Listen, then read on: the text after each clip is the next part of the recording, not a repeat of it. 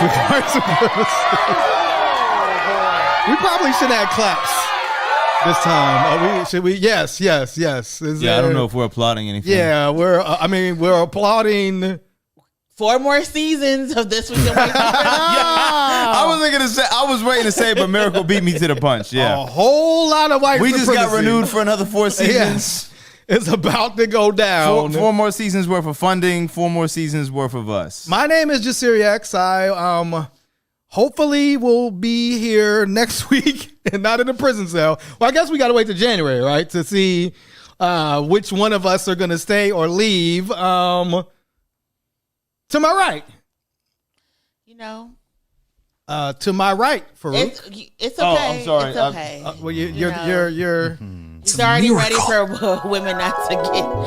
Oh, well, don't do that. Don't do that. Oh, shit. Just practicing for January. Anyways. Miracle. Oh, look. Yes. Yay. What's up? It's your girl. Miracle. Okay. Big blessing. Yes. Dude's got 6. It's okay. Miracle, you're here to represent the thoughts and minds of every single black woman. When you said thoughts, I was like, oh, this is about to be crazy. Every single black woman in America today. Really? Yes, really? That's just the way he said you're here to represent the thoughts and minds. Okay. The pause and that just kind of threw me off. Okay. He just be calling me out every single episode. I just want No. I'm just. It's I'm not talking about you. I'm talking about him. Oh yeah. I just want to point this out that here we are again. Yeah. Hi. Yeah. My brother in the black. Them damn Arab Muslims. Oh. No, I'm just playing. No, it's a joke. We'll get into that. My brother. Never liked supremacy. Niggas look shook. No, I'm looking for the word right now. Niggas look somber. Yes, indeed. It's some somberness happening. It's a next level serious day. Next level serious. I mean, yes. And sir, soon to be. I mean, sent back to Canada. I get so America is Donald's. I don't know. So America is Donald. You know what? That's a real yes. 1,000%. Yeah. Yes, America is Donald. We are recording this Wednesday morning, where we were faced, like everybody else at the news, that Donald Trump has been reelected president of the United States of America. And what I saw, my first take was, we literally saw like the worst white men in the world kind of come together to form like the white supremacy Voltron, right? Donald Trump, Elon Musk, the Tucker Legion of Doom, the real Legion of Doom, man. Netanyahu. Yeah. Robert F. Kennedy Jr. Is like they all came together to protect white supremacy in a way, and really to say like this is the direction. And what I guess it's like the polls were not correct. You know what I'm saying? And the whole thinking that like somehow white women was gonna go and vote differently from their husbands did not work. Nope. They overwhelmingly voted for Donald Trump. Yeah. You know what I'm saying? A lot. I'll read can I read the numbers off? Yes, read the numbers for. So the numbers, here's the metrics: sex by race in terms of voting for red and blue. Yes. 24% of white men voted blue. Yes. 31% of white women voted blue. Yes. 81% of black men voted blue. Yes. 90% black women voted blue. Yes. Latino men, 53%. Latino women, 59%. All other races, 42%. Yes. And then, so if those of you who are not good at maths like myself, that means 74% of white men voted for Trump. 69% of white women voted for Trump. 16% of black women voted for Trump. Black men. Or black men, yeah. 8% of black women, 45% of Latino men, 40% of Latino women, and then 55% of all other races. Yeah. That last one is the most interesting to me. Well, again, I think that 55% of the hodgepodge is interesting. Not to me. I think like when you when you come over here, and if you're, you know what, you're right. You're right. If you're, and a lot of times those other races are either people that have immigrated or their families immigrated to America. Yeah. You come over here with the intention a lot of times to assimilate and be white. Absolutely. Yeah. And you see, it's getting like, close to the proximity as you possibly absolutely. can. Yeah. You see, like, for whether it be economic reasons, whether it be survival reasons, that you're better off when you are that person that is closer to the white supremacist structure. Now, obviously that remains to be seen, because we don't know if Donald Trump is going to follow through on his campaigns. Well, now all the federal charges get thrown out the window. Yeah. Because he can literally pardon himself, I'm guessing. Which is crazy. He can, so and then the state charges now, is Fannie Willis going to now, here's a man that basically has full immunity as president. It's gonna be like the Dark Knight when the Joker was just knocking off the judges and the police chief. Right. And then remember, Donald Trump said that he is going to deport immediately, not just people that are here illegally. You know what I'm saying? I would say undocumented folks. You know what I'm saying? Yeah. But also nobody's illegal on stolen land. 100%. But he also said that he was going to deport legal immigrants, particularly Haitian immigrants, in places like Springfield and and Charleroi. Oh, that's why you said I was getting deported. Yeah, that was a job. Shit, we all might be deported. Yeah. we all might be going somewhere. I was thinking, I was looking at, what other country do I want to live in? Man, listen, now? I just got my passport last week. Hey, what I got to tell you? Perfect timing. I got 2 passports. I'm never going to jail.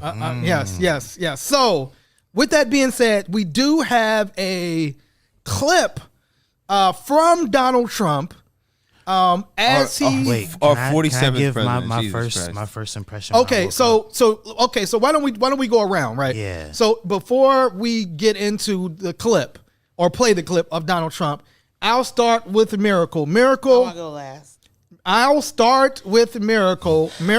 What's up?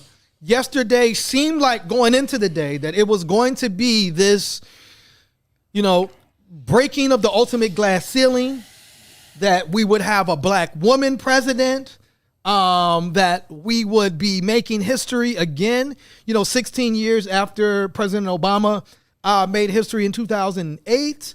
And by the end of the night, that was not the case. Your thoughts when you found out that Donald Trump is going to be president number 47? My thoughts are that there are so many queer and trans and disabled people who are going to be impacted, and that there were so many queer, trans, and disabled people who were thrown away, ignored, and disregarded by these campaigns for the last 3 months, and expecting people out of fear to come out and vote for an election when you won't even give them the bare minimum to vote for is how we got here. We're looking at all of these numbers. It is estimated over 20 million people did not vote that could have voted when we were comparing a lot of these numbers. And a part of that is because a lot of people did not see themselves in this campaign that turned right. So can I ask you a question? Because you talked about asking people to vote out of fear. To me, that was Donald Trump's entire campaign, was basically fear-mongering to white people. I disagree. And basically saying, like, look, you need to vote for me. These immigrants are coming, these African immigrants, these Haitian immigrants, these Mexican immigrants. His whole campaign was like, they're coming over the border, they're coming to attack you, they're coming to kill you. I'm going to protect you from that. So that's what I saw. His whole campaign was like, fear and hate is going to cause this policy, the same policy that Democrats have agreed to also implement. Democrats aren't talking about mass deportations, Miracle. Hold on. Yes, they are talking about mass deportations. Kamala Harris was talking about mass deportations. We had to have that all conversation. Illegal immigrants, or all undocumented. But Biden is the one who was talking about illegal immigrants at his speeches when we said for years, no human being. But Biden wasn't the candidate, Miracle. Kamala was the one who was talking about, oh my gosh, Obama's the one who built the border wall. We're the ones who are building the border wall. So question. These policies that you wait, sit there and say they were racist. One more question. The Democrats then took themselves and said, we're going to adopt that as well. Okay, one more question, right? Because, in Pittsburgh, I said I wanted to go last. And I know. No. I got it. Come on. I told you, Miracle. It's on today. It's on today. Wait, no. Let me. But because you talked about, you brought up, queer and trans people, right? If you live in Pittsburgh, we got the most political ads. Like that was, they actually did the numbers, right? And the ad that we saw the most was Kamala is for they, them. Correct. Trump is for us, right? And so the ad that I saw the most was Trump demonizing trans people, basically, saying that he's going to deny gender affirming care to trans people and queer people. Like his whole campaign was built on demonizing, and most of the people in those commercials were Black trans women that were demonized. Say when she was asked about it? What did she say? I would follow the law. The same thing that Dave Sunday said when asked about... Who's Dave Sunday? I don't know who our new attorney general. Oh, okay. The same thing he said when he was asked about would he prosecute women for getting abortions. I will follow the law. This idea that you cannot fight and protect your most vulnerable, but then expect them to knock doors because they have no other option is part of the problem, yes. Right? The most watched ad was they, them, and what was the Democrats' response to that video? I didn't see one. Yeah, there wasn't one. No, that is my thing, right? I think the reality is Democrats sometimes get fearful of fighting for progressive issues, right? Absolutely. And so then they do not develop the messaging, right, to sit there and defend their issues and their policies, and then they get browbeaten and beaten down by Republicans, and they just pivot to something else. And it's like, no, sit there and say, yes, I am for they, them, because I'm for the we, right? Yes. Because I believe in bodily autonomy. I believe that the state should not be involved in your lives. I believe that state violence and terror should not be dictated how you move, who you love, how you travel, who you worship. This is what I believe. That's what I'm fighting for. What you don't get that. What you get is somebody talking about biological females. What you get is somebody talking about far left and idiots. And it's like, no, stand on something. Do not let your enemy define you. And if you're going to let your enemy define you, let them talk about all the ways you're fighting for people so you can sit there and say, I've taken this mantle and I see the most vulnerable and I see the most marginalized, and this is the people we're going to fight for. Instead, you dismantle. And I think about when we had our budget hearings, and the first thing that Casey and Fetterman did was throw away the support for this queer youth center in Philadelphia. I forgot the name of it. It's the William Something Center in Philadelphia, in part because libs of TikTok said, hey, they rented this space out to like this adult BDSM party. And they said, oh my gosh, we can't support that. You threw queer and trans people under the bus the first go around you could. And then you're like, oh my gosh, I don't understand why queer and trans people are not coming out to vote for us. And well, they don't believe that we're going to fight for them. That's part of the issue, is that we have to have people to stand on it. And luckily there were so many Philadelphia politicians that came out and defended the center. And that's part of the issue that we're dealing with right now, is like, whose lives do we believe needs defending in America locally? Whether it is black men. Black men came out and said, please stop calling Trump a felon. There's so many of us who are felons.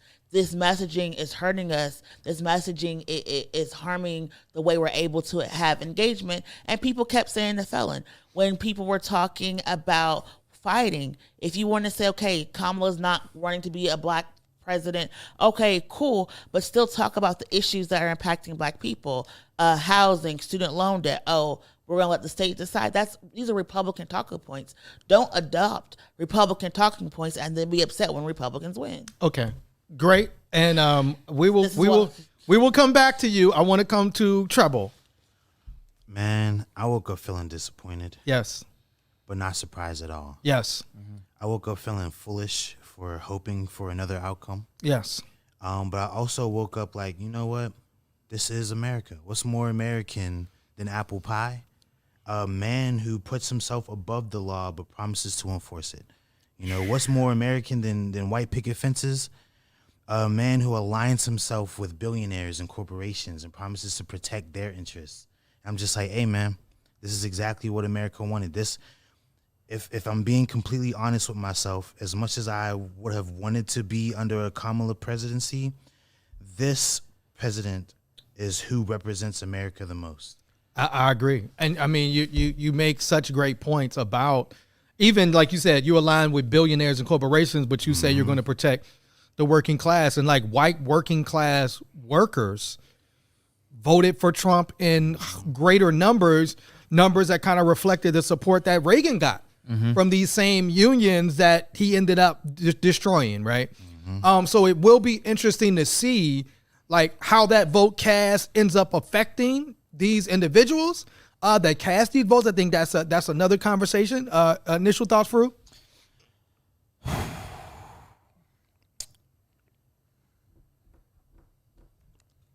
Fuck, man. Like, yo, it's just, I mean, yeah. So I had something prepared mentally for this. Yeah. But I think like just my initial response was, yeah, I expected that. You and I had talked about this before. I forget where. I think we were in the airport or something. We were like, it's looking like Kamala's going to lose Pennsylvania. Yes. We said this about a month ago. Yes. Right. I don't even know where we were, but we started having that conversation. And at that point, I had already kind of made peace with the fact that she had lost the race. Right. And Miracle had kind of laid the groundwork even prior to that, was like, she's going to lose if she doesn't do X, Y, and Z. And it didn't seem like she was interested in listening to Miracle. And really all the talking points that we had made on the show for months, namely saying the things about like the Republican and the moderate talking points that are, going to disenfranchise or disenchant a lot of voters, right? I had constantly said that Trump is Reagan 2.0. And he has, the thing is that for me, it's like, Trump has to be the Antichrist, because there's no way that you can convince this many people to vote against their self-interest. Be careful what you say now about Donald Trump, though, brother. He has to have some type of pact with like the other side, because it's like crazy. Does he have like mind control over these man, he got mind control over Debo. Like when he leave, I shut up. Yeah. But I'll be talking again. But like the final thing I do want to say is this: I am in no way surprised at this verdict, because what I believe to be true has been proven time and time again. Yes. I will also liken this. We can talk about this later, but my ending statement is this: America hates women so much and black women so much more that they would rather a convicted run the country than be under quote unquote subjugation of a woman. And just for specifics, he wasn't convicted of rape. He was in a civil court of law. Civil court, right? Yeah. They said that what he did equaled up to rape and sexual assault. Yeah. He was convicted of 34 felonies in regards to Thank you. preventing this, porn star who had an affair with his wife from, paying her off so she wouldn't reveal that before the 2016 election. Yeah. I think the difference between 2016 election and 2024 election is all the stuff we didn't know about Donald Trump, we knew. Yes. Right? We done sat with this tape and with America him. collectively said, that's not a deal breaker. Right. That's okay with me. That's all he did? We done sat with this tape of him talking about grabbing him by the... We saw all of his crimes laid out federally, the state crimes. We watched him be convicted. And all he did was call it a witch hunt. And people fell for that shit. Well, I think this is the thing. I think like when we go to like the strategy of Kamala Harris, it was a very like, they thought they could get these Republican voters.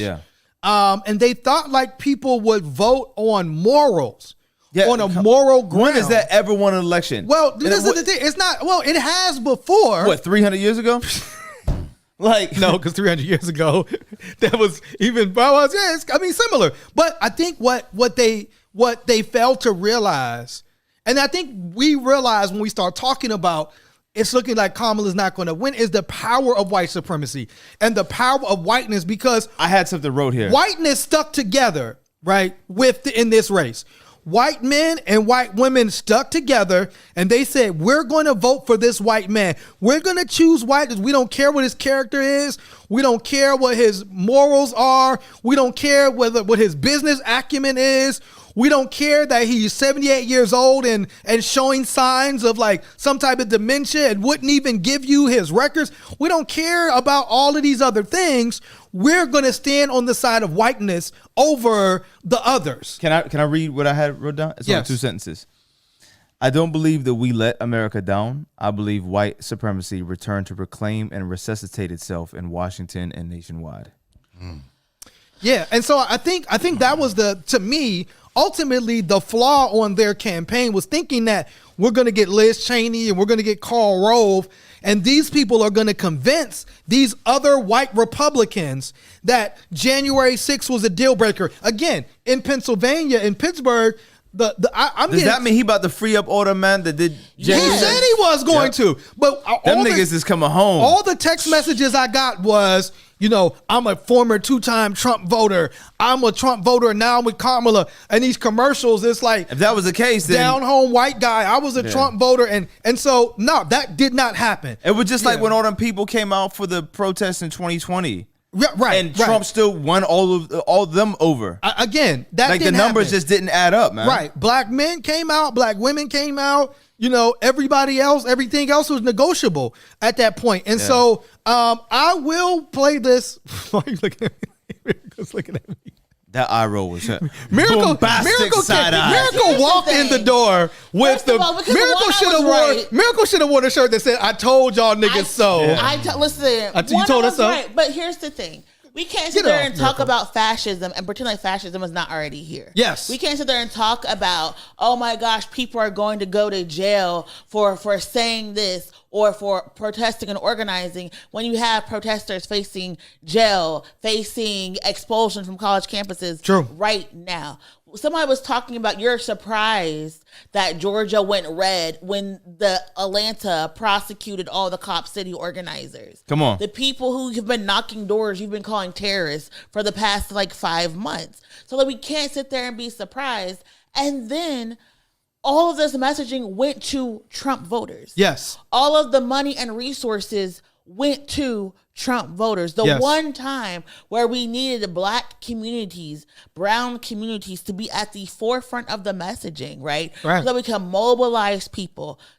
White, and I said before, I think it was 3 or 4 episodes ago, white Republicans win every single election. Whether they win or lose. They win or lose, they win every single election because either they benefit from the Democrats' policies that universally will invest in them, or they benefit from the policies that will only benefit them because Republicans exclude all the people that they don't like. Yes. So no matter what, Republicans are going to come out.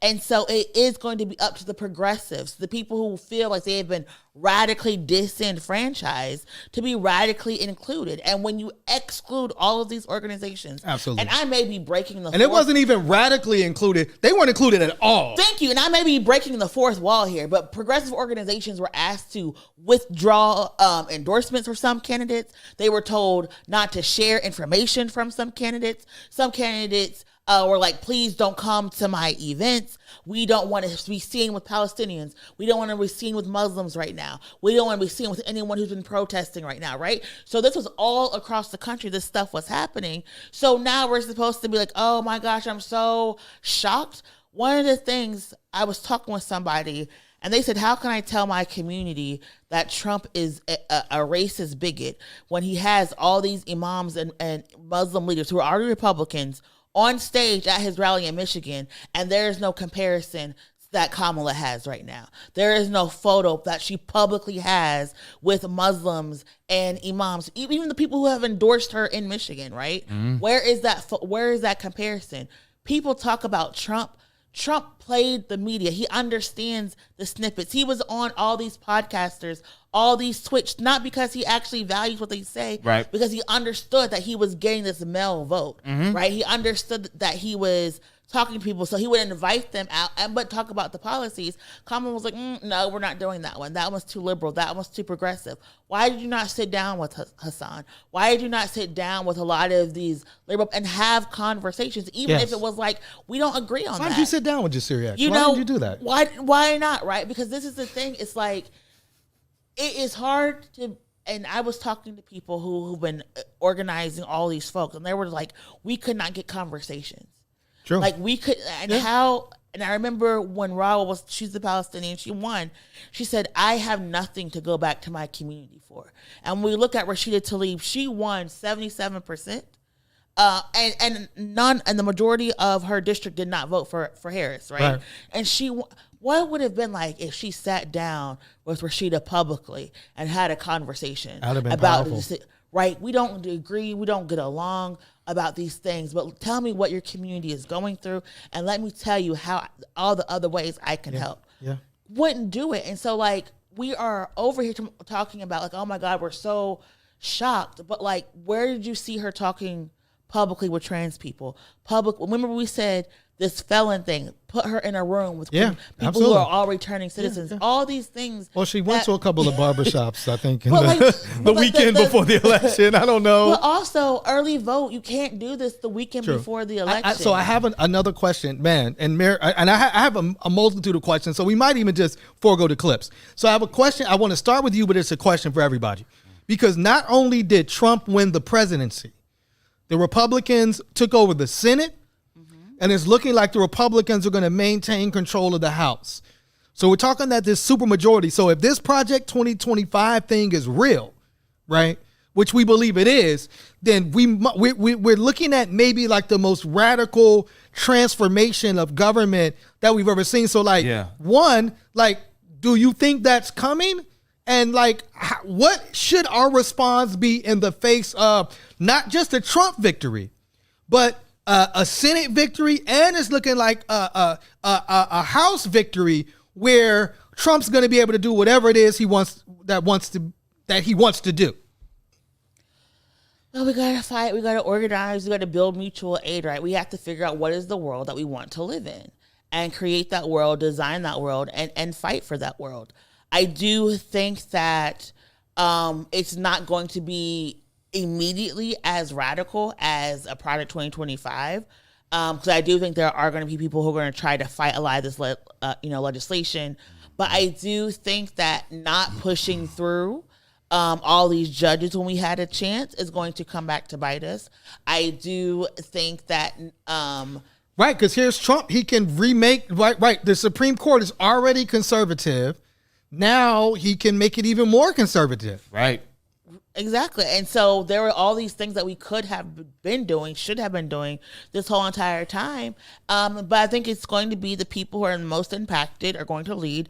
I think what needs to happen this time is not allow former Trump supporters to run the nonprofit complex and only put all these people who are radicalized by a Trump election to be the ones who get to decide how people should radicalize and organize under these next 4 years.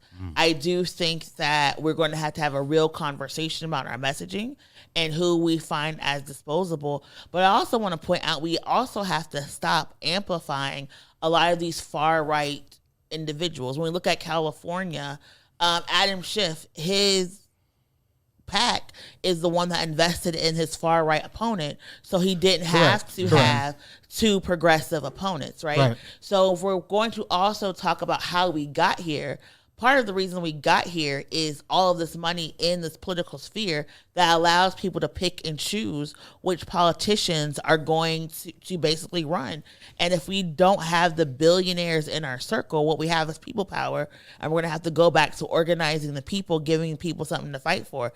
Because I do think that when we're looking at all of these localized wins, there were so many really good progressive wins, whether it was, protecting abortion, increasing the minimum wage, doing worker protection. There are things that policies that people resonate with.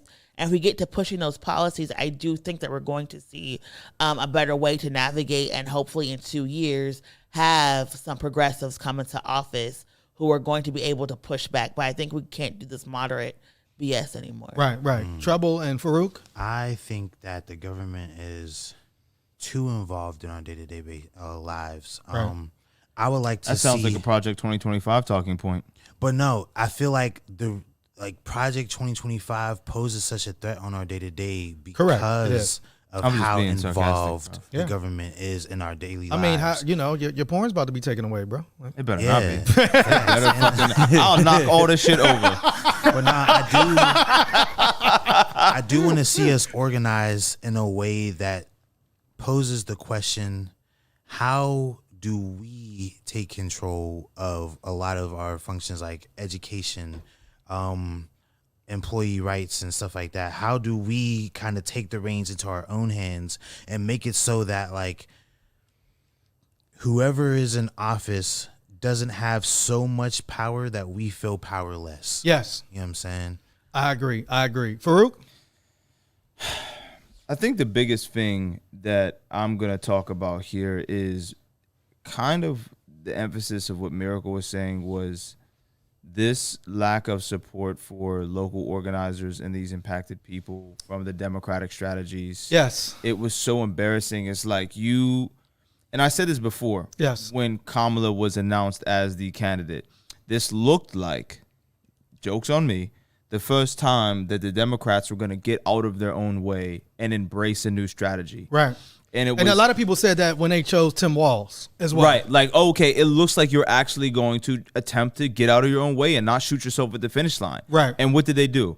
Stepped inside of their own way and shot themselves at the finish line. Like the Democrat, and Miracle said this, so I'm not going to sit here and beat the dead horse, but to kick it a few more times while it's already down, I am going to say that you had the opportunity. Like you had a pivotal moment where you could have shook the Etch-a-Sketch and showed, hey, you know what? We're going to do these radical change campaigns. We're going to do all these other things. And what they do, case in point. Yes. Fuck all the conjecture.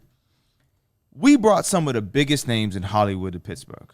We brought in entertainment, yes. Yeah, in entertainment to Pittsburgh. And Hollywood. To talk specifically about this election. Yes. Where was the follow-up from the Democratic strategy? Yeah, I didn't talk to anybody. At all. Yeah. Absent.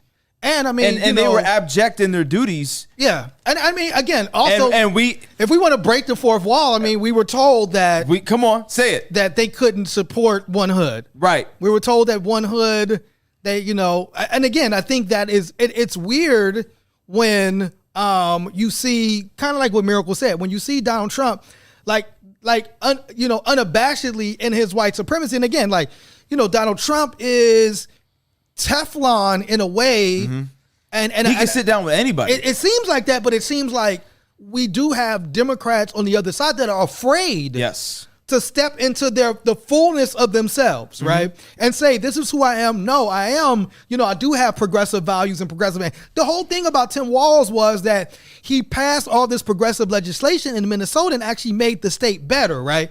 But those ideas weren't pushed and followed up on. Right. And it was more so about, Kamala saying, well, I'll include a Republican in my cabinet and I want to bring all this together. It's just like she said, I don't support Medicare for all, when one of the number one reasons that people are being evicted and have crippling debt is medical debt, right? Right. And I said I wasn't going to do this, but I'm going to do this. I'm going to go here. Go here, Miracle. Talk about what was going on in the Middle East. Yes. It was not just that there was a genocide. What people do not understand is right after things happened in October, people were told, if you basically support Palestinians, you are disinvited. You are blacklisted from our community events, from our political events. Right. And so what you ended up having were people being pushed out. Yes. Then when the election came, it was like, we want you in our tent, but not really. Right. We want you to come, but please don't wear your keffiyehs. We want you to come, but please don't have this type of signage. Right. If you have this type of signage, you can't be in the photos. You can't be in the. I saw a video where a prominent Detroit organizer was literally escorted out of a Kamala Harris. He wasn't even doing anything. It was just the police came and escorted him out of this Kamala rally. Right. And so it was people who were just like, if you're going to tell me that Trump is going to win and he's going to disrespect me and my family, but you're the ones disrespecting me and my family, what is this messaging, right? What is going on? And on top of that, I get people wanting to sit there and say, I don't understand violence. I don't understand what's going on and why I should care about what's going on in geopolitical issues. Fine, but be that as it may, when people said 70% of your Democratic voters support A, over 60% of the voting population supports B, and you won't even have a conversation about policy and why you are taking these policies, how do we sit there and tell people that democracy works when we've done poll after poll that says your voters want this policy, right, and you just be like, no. Like, well, again, taking it even away from like right or wrong, moral or immoral. We're literally telling people your vote matters. Your vote matters for a reason. Who we elect matters. Right. Everybody was like, we want this one policy issue. And your answer was just like, no, we're not going to do that. Correct. But no explaining why. Right. No talking about the other alternatives. Even when she had that conversation about fracking, she literally could have said, you know what, at one point I was not in support of fracking, but now that I am at one point I was in support of banning fracking, but now that I'm the vice president, I see there's so many alternatives to green energy and investment.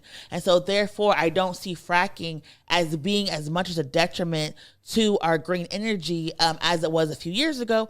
People would have understood that, right? But when you're not engaging people and you're not meeting people where they are, right, when people are sitting there telling you your messaging is not resonating and you say, oh, I'm just being disciplined, that doesn't help. Right. And I think a part of it is a lot of times when we lose elections, we want to cannibalize ourselves. Yes. But we literally had a significant portion of the Muslim vote from Georgia to Pennsylvania to Michigan saying we are hurting.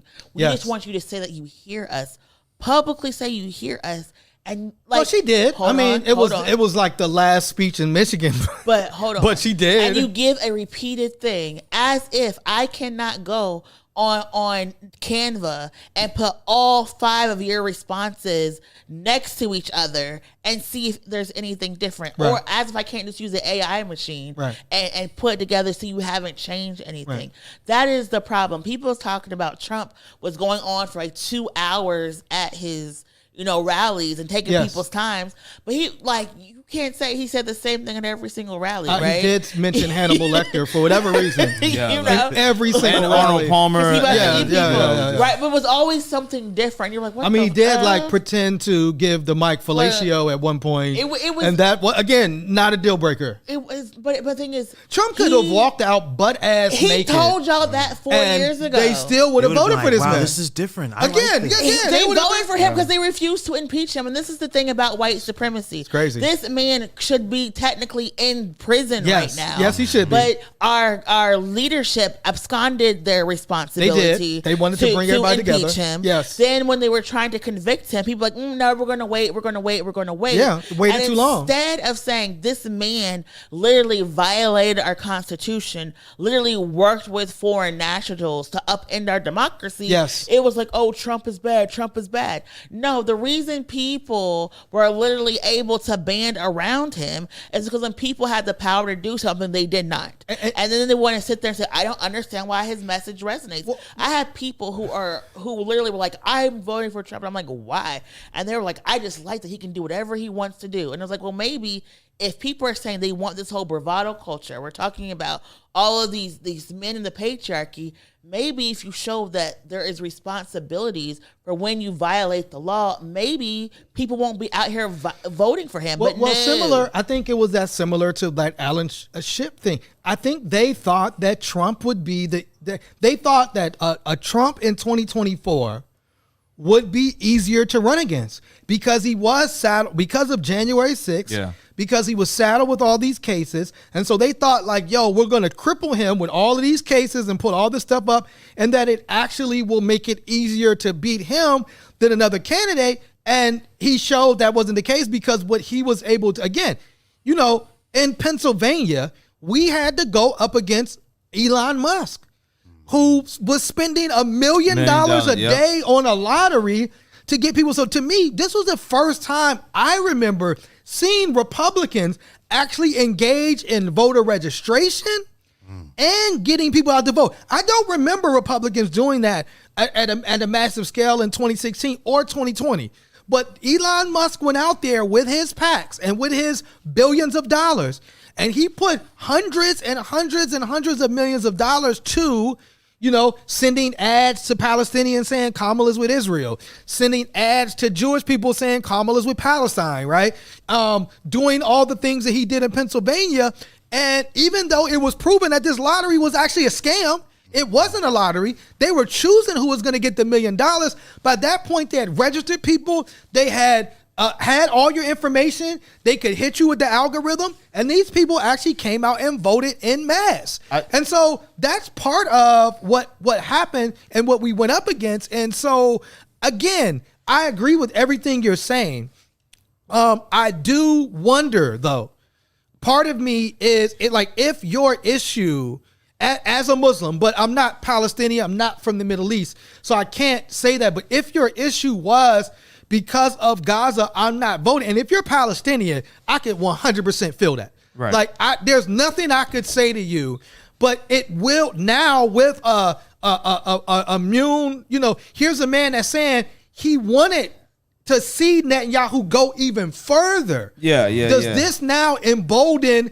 I mean, Netanyahu's already, pushing to start World War III. Does this mean more families in Lebanon and Gaza are getting bombed? But again, it wasn't like the Biden administration was stopping anything. I just say that, so I don't know. I spent a good portion of my time telling people that those messages were coming from Elon Musk. I personally was telling people that you are being targeted by Elon Musk and the far right through these messages and this algorithm. This is how you reset your algorithm. That shouldn't have come from me. That should have come from the Democratic Party. True. And I didn't hear anything from the Democrats about that. That is the problem. 1,000%. And we literally were telling people, this is what we're seeing on the ground. And there was no, I get people being angry, but I literally want people to understand that there were folks who are reaching out to the DNC and saying, this is what is going on. Can you fix it? And got nothing in response. Yes. We already knew we were going to be blamed if the election went how it you can't blame us on this one. Right. I mean, how it was going to go, right? And people were trying. You better go get Becky and Karen. You can't blame me. People were trying to have meetings. People were trying to say, can you at least do this? Nothing. And a part of me is, that's why I tweeted out, I hope the DNC chair gets fired, because he was just abysmal in the way he did his outreach. And we knew the numbers were bad, because if you looked on social media the last 4 days, you saw Ellison and all these other people talking about, I know if you care about Gaza, let me tell you why Kamala. Mark Ruffalo came out. Yeah. And it was we know the numbers are bad. So go meet with the community. I tell people all the time, there was a family in Pennsylvania who was bombed. Yes, you did. She could have met with that family, right? Yes.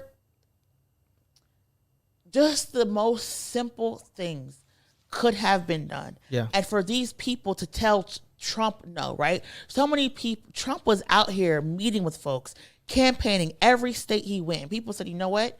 I'm not going to endorse you. Particularly if you was a washed up black rapper, Trump was going to holler at you. But I'm saying, so many Palestinians and Muslims said, I will not endorse Trump because I know what it means for my community. I'll go with a third party option, knowing that most people are not going to vote for third party options because of how third parties and liberals are viewed within their own community back home. And speaking of a third, we can't blame Jill Stein this time. She got less than 1%. Yeah. You can't blame Cornel West this time. This is not their fault. You know what I'm saying? This is the total fault. You were wanting to say something, Farouk.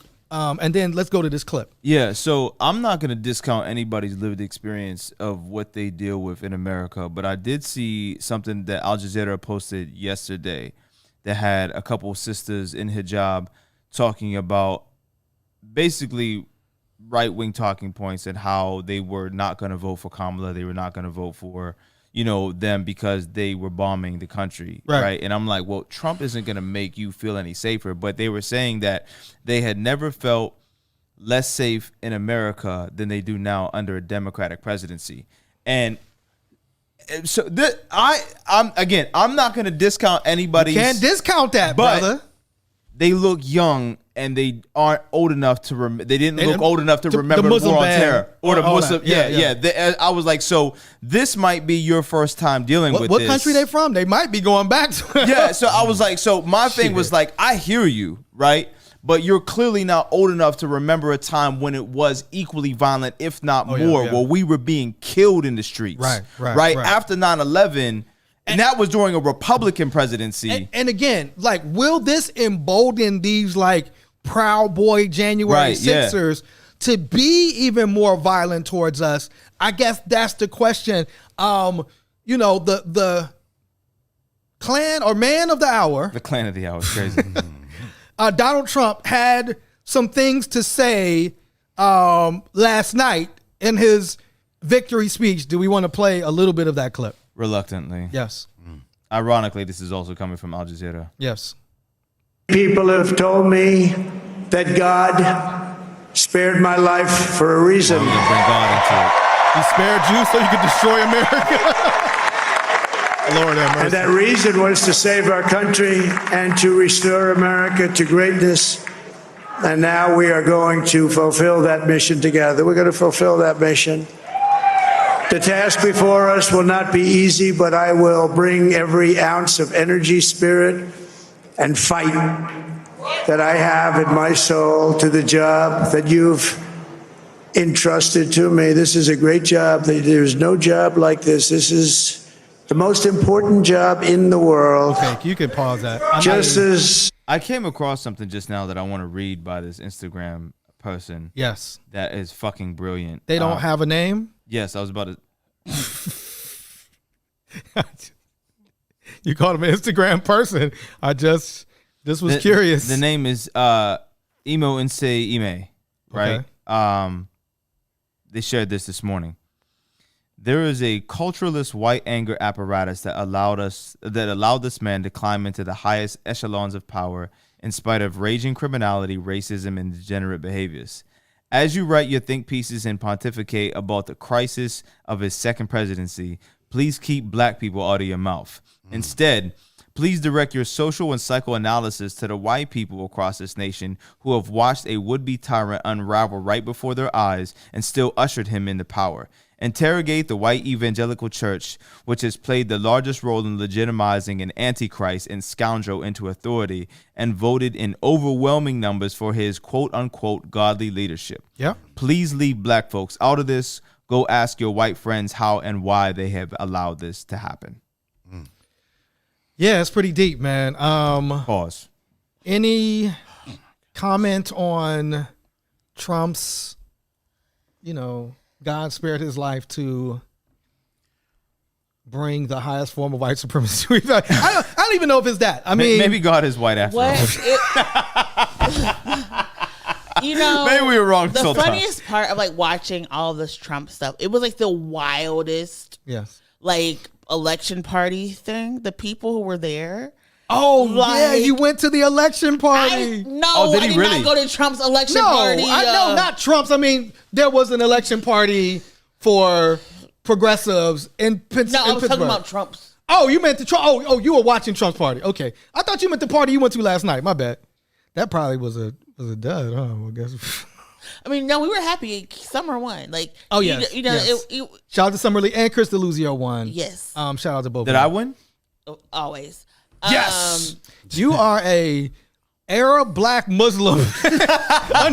You lost, brother. You lost 3 times. He's the MAGA Muslim. 3 strikes and you're out, my brother. Yeah. It was very interesting watching like all of these guys who were like these Twitch streamers, these YouTube streamers. Yes. Who literally have nothing in common except for the fact that they like hate women. Yes. Yeah. And we're watching them react, which is this was the scariest part because they literally are just there to not create vibes, but to create harm.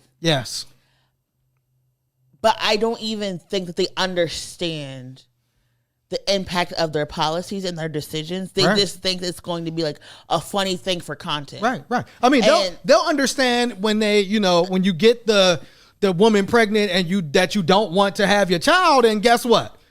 For the next 18 years, you're going to be taking care of this child, bro. I do fear that watching a genocide be live streamed has also created this content genre where people look for violence and are driven to create and cause violence for streams and engagement. Yeah. And a part of me fears that a lot of people are looking for a Trump presidency as an excuse to be violent. I was going to say, speaking on that, because where you're going goes into the question around Elon Musk, right?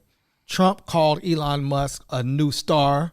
He basically said a star is born. That star's name is Elon Musk. Elon Musk purchased Twitter. And a lot of, and we were kind of like, one, it was like, oh, you overpaid for this. And then he started to dismantle it in a way where it lost value, but it began to have definitely more of a white supremacist and that white male, like those white male twitch, like Twitter became their place, or X became their place, right? A place they for went them from Reddit to X. Correct, right. and Reddit to X. Yeah, and X became their place to, say as much white supremacist shit that they could. One of the Twitch streamers actually was like Trump's Western Pennsylvania field manager. And it came out that he was this white supremacist streamer saying all this white supremacist ideology. And so he got fired, but this is who was working with Trump, right? So Elon Musk made a bet. He bet on X or Twitter. He changed it to become, in the last month and a half, 2 months, this machine of Trump. You live in Pennsylvania. Every time you go on X, you're getting Trump under the guise of America. So Elon Musk kind of comes out as a big winner now and is going to get some type of position. What do we do now?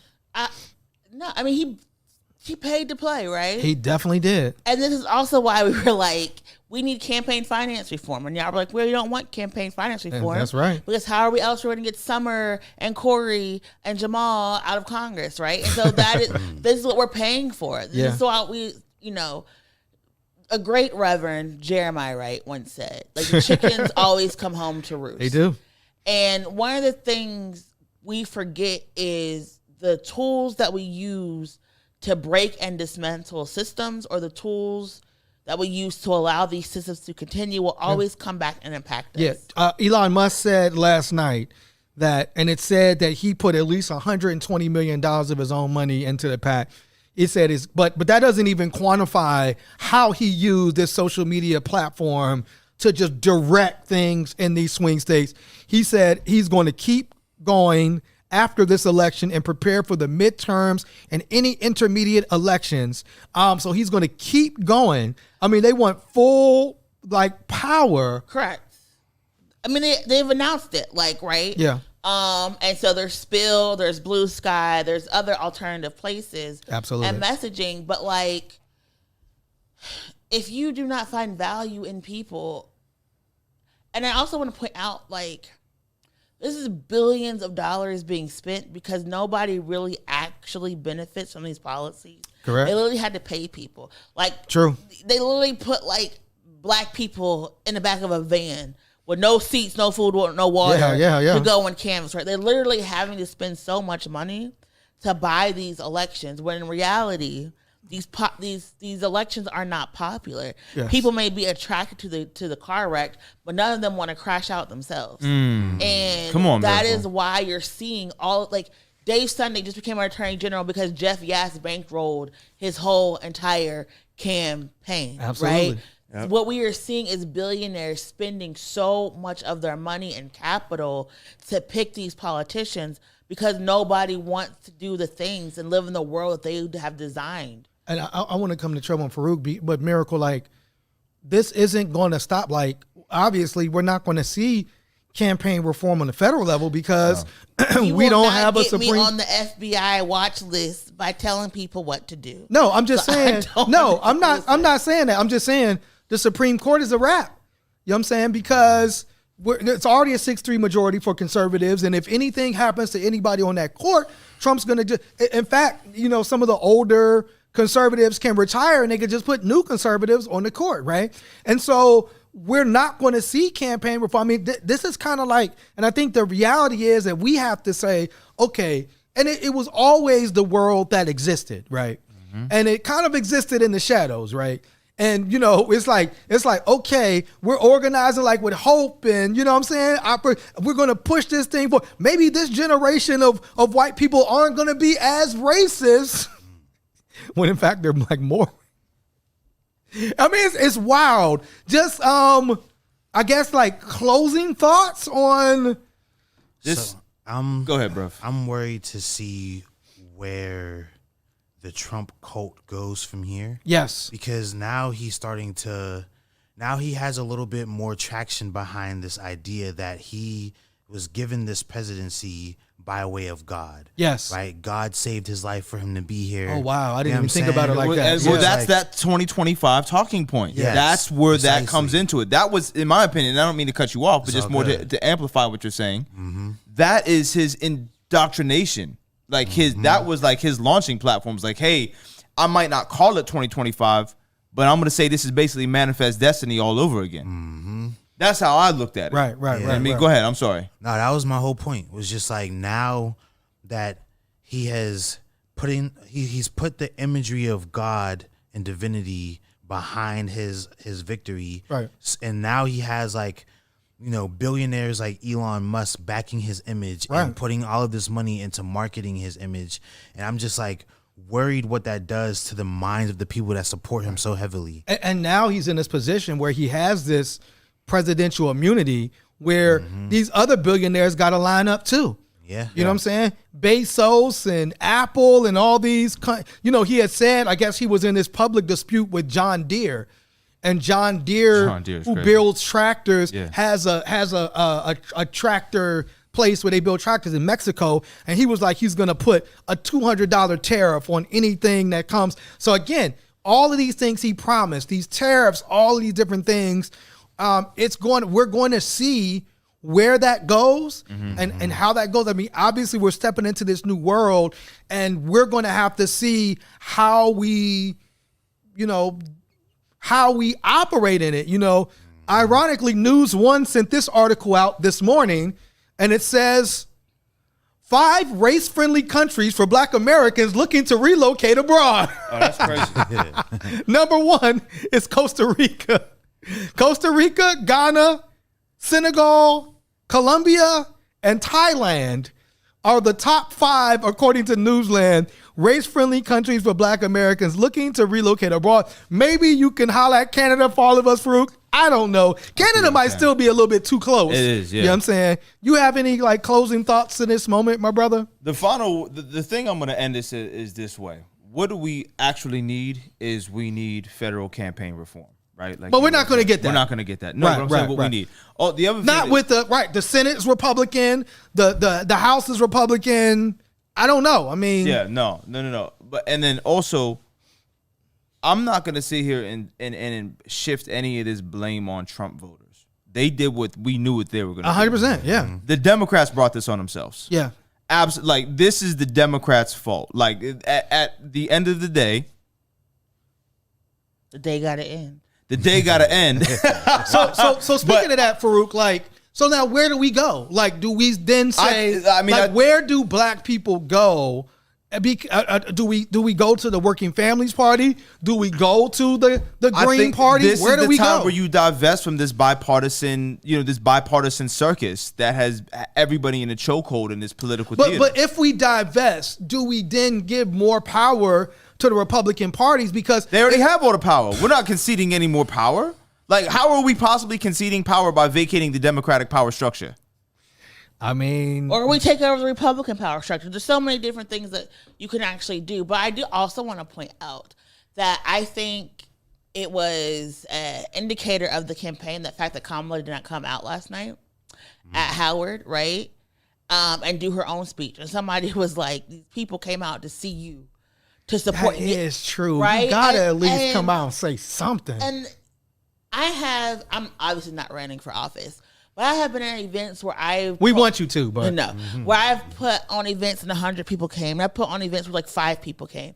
I still held the event, right? Of course, you still show up. Yes. And in this moment, where we're looking for a leader, and you don't show up, yeah, that is kind of whack. I get it. You're heartbroken. You're upset. Yes, but you still show up. Even if she came out and like shed some tears on stage, it would have been a moment where like we all can emote together. And it would have brought, because particularly all these black women that's like organized the calls and stood with you, and all those people that are there, to not even say anything to them and to say, I'm gonna talk to y'all tomorrow. Like, when you know in this moment people are hurting, people are confused, people are shocked. In that moment, she should have came out. And again, I'm glad you mentioned that. Because that is leadership. And oftentimes leadership isn't when everything is going the best. Anybody can lead when you're winning all the time and everything. It's the leadership is in those moments where that's it. It looks like everything is collapsing. You're losing. You're going to have to take this loss. It's like, how do you step up in that moment? And how do you make sure, like, your people want to see you? You know what I'm saying? And feel some type of hope, some type of connection. And to not come out in that moment, it's like, okay, well, you might as well just go back to the quietly into the night. Yeah, quiet. Like, what are you going to do now? So it's like Hillary all over again. But yeah. And it's really like, I guess also too, I guess we also got to make sure like we're healthy, because RFK Jr. about to be the head of Jesus Christ, man. That mean we're all gonna sound like him? Oh, the health shit. I mean, this shit is nuts. I get Trump, whatever. I honestly you get don't. Him what? Like, I get him winning and he wants to repay all these people. Oh yeah. But I honestly do not. He about to do his big ones. I honestly do not think that these folks are going to get appointed to some of these positions, because it is like, you can't kill your voters. Like, why not? They just bring in some new ones, Miracle. You cannot kill your voters. Why not? Because you still need to He did during COVID, Miracle. And he can't kill the worker. He can't kill the workers, the voters, and deport the immigrants, right? Because that's true. You got to pick a struggle. You got to pick one. Yeah, you got to pick one, my brother. And I do think that part of the things that some of these officials are going to do is going to be like, nah, like, do we really want Elon Musk in our government? Do we really want JFK Jr.? RFK Jr. Whatever his name is. Don't disrespect JFK. I would say they never found JFK Jr. He can't be anywhere. Go ahead, Miracle, please. We do have some black excellence. We do have some. Let's end on a positive note. Which one are we doing? We do have some black excellence. For the first time in history, we will have 2 black women serving in the United States Senate. Lisa Blunt Rochester from Delaware and Angela Also Brooks from Maryland both won their Senate races. And so the first time in United States history, there'll be 2 black women serving as senators. That's shout out crazy. to them. You also mentioned, Summer Lee winning. Shout out to her as well. Won. Yeah, Ilhan won. Rashida won. Ayanna Presley also won. So shout out to all those individuals as well. And again, I mean, this one hood, like, we're going to continue doing the work that we do. Yeah, no matter who won this election, the work was never going to stop. We're going to continue organizing. We're going to continue building. We're going to continue doing our best to create the liberated communities that we want to see as well. You had something you want to say? And also, Monroe Nichols has become the first black mayor of Tulsa. Oh, very Tulsa, dope. We've been there once. Yeah. Talked to people a few times. Their first black mayor. Almost a year. Wow, that is crazy. A year and 3 days. 100 years and 3 years. 103 years to the day of the Tulsa massacres. Yes. So that was also one of the things we wanted to shout out. Yeah. You want to do our white pages? We want to do more than survive. We're not sure if we'll be able to do that, but we might have to go to Costa Rica. Try our best. Abolitionist teaching in the pursuit of educational freedom. I wanted to do this book because I finally know the author. Yes. Dr. B. Love. Oh, she knows One Hood. Yes, I had very well. I had the pleasure of being in the hip hop youth conference with her at what was it? Rutgers. Oh, dope. Yeah, and also another thing that I really like about this book is the fact that it doesn't have a forward and it doesn't have an introduction. I just always get skip those. Yeah, just get straight into it goes business. straight into the book. You know what I'm saying? And to read the back. Would you read it to me one day? Maybe. Okay. Maybe.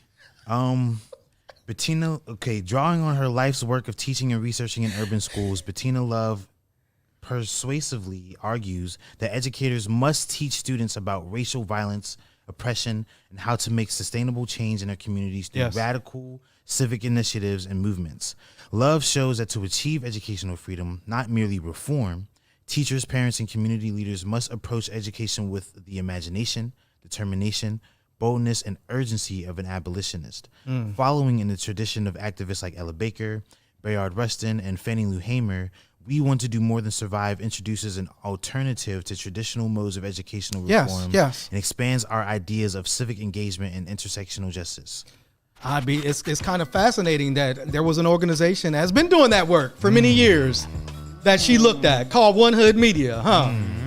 So, shout out to her. Imagine Farouk at your apartment, like laying under your plants, like petting your as you read to him. As you're like sipping like your tea. Trouble's cat be on dog shit, so like she do. She's a Virgo. So. Yeah. I don't know if I could really, you know what I mean. That's she don't be with the shits. That's what's like in my mind. Like as you're like sipping your tea and just like reading.